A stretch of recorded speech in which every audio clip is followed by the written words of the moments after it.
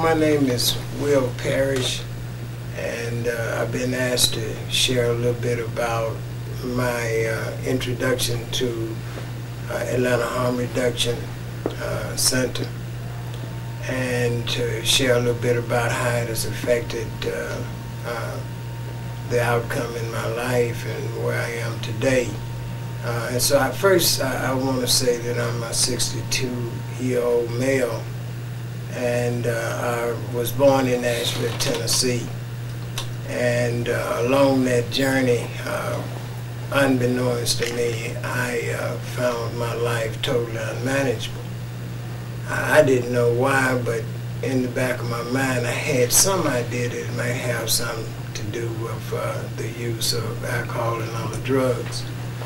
And after a long journey of moving from states to states, hoping that I'd find some peace inside, after coming from a family, a dysfunctional family, I didn't have any stability in my life and no real relationships that I placed very much value on. And so I set out in my travels, and on the way I found a group of friends I thought were friends, but they were just people who were using.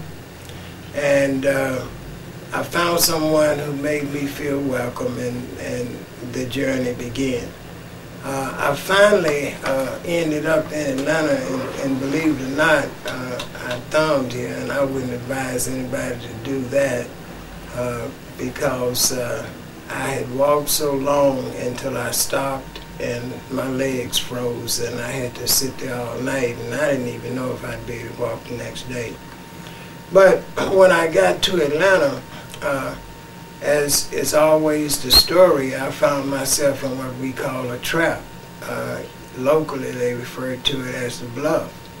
And what's so ironic about the situation is that I never left a square block area of 4 blocks in one way, 4 blocks the other way, and 4 blocks the next way, and 4 blocks the next way. And I stayed within those 4 blocks for about 12 years. And as a matter of fact, if I recall, I never really paid rent anywhere. I never paid any utilities in that 12-year period. I always lived in an abandoned house. And I remember very well when I first were engaged with Atlanta Harm Reduction, because it was when they first got started. And what was pleasurable and unique about the relationship is that the police was trying to get them just as much as they were trying to get us, because it was illegal. And I remember the first people who worked for Atlanta Harm Reduction, and I have to always say Mona was one of them. And what we would do is when they would show up, they couldn't put their wares out because they were illegal. And so what we would do is when they did finally sell, we would put lookouts on the corners. And when we saw the police coming, they were just as afraid as we were. You could tell it. And they would try to put them away and act like they were just standing around just like us. And over a period of time, what I really noticed about Atlanta Harm Reduction was that they were always there. You know, the routine of bringing the services to the community that they have was so important. We didn't have to go long ways to have access to communities. We didn't know what they were doing. Especially myself, you know, I just thought they were just some people who cared. And the thing is what really attracted me, and I'm pretty sure others, was they brought things to us, such as syringes, that enabled us to use in a more safer way. And I'll be quite honest with you, when they would bring them to us, we would sell them. And a lot of people are indifferent to that. But in harm reduction, when I look back at it, the people we sold them to had an opportunity to use a clean syringe. And they brought condoms as well. But more importantly, what they did for me is they brought information. And, you know, I think about this sometime because I used for over 30 years, and I wonder if I had gotten right information early on, if I would have ever started. But since I didn't, I guess what I did is I did all I knew how to do. And I remember before they even had a house, they would show up in their van, and we'd pull up, and they began to have educational groups, and we would just do it on the street. And I kind of was concerned for them because I had an abandoned house, and I even offered it to them to come in and they could do it in there, but I believe the reason they turned me down is because they were a little afraid of going to that extreme. And we would sit there, and it was just for a change, finding a community that we felt accepted in. No one judged us. You know, as any other person that lived that kind of lifestyle, I basically wore the same thing all the time, and I was unbathed just like the rest of them, didn't shave just like the rest of them, and they never made any comments about it. Their attitude was never as of such to where we seemed to offend them.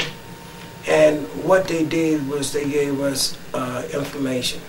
And over a period of years of them being there regularly and bringing the initial things that they brought, and I don't want to exclude the syringes because I'm a IV drug user, and that's what was so important to me. And but what they brought with the syringes was the awareness of being responsible with them. One of the things that they encouraged us to do was to pick them up and bring them and turn them back in. And when I look back at that today with the children that were in the community, that was a real vital thing to do rather than expose them to syringes. And to be quite honest with you, had not they handled that way, we would have done what we did. When we used the drug paraphernalia, we would have just pitched it out of the way, because the police, if they caught us with drug paraphernalia, we were going to jail.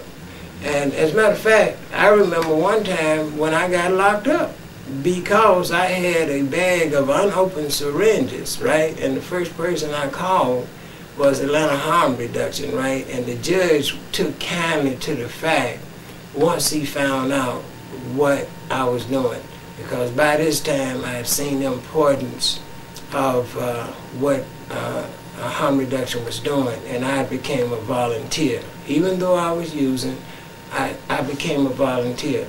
And the information that they gave was so interesting to me, because I never thought about some of the things that they shared with me. And they would show us, give us information about how to avoid getting abscesses. They would show us information about, if you're going to use that, this is the proper way to do it. Not only did they give us information, which a lot of times information is good, but they brought the things we needed, and that was so important. And so what I began to do is I began to catch on to the information. And so what I did as a means of providing dope for myself, I had a house in one of my abandoned houses where people would come and they would give me dope in order for them to be in a safe place. And what I did is I started taking the literature and stuff to the house, and if I saw them using in an unhealthy way, I would bring it to their attention, and I would share some of the brochures with them so that they could be informed. And so I got interested. And over a period of time, right, they would bring us things to snack on. And that don't seem like a lot. But I lived off cheese bread.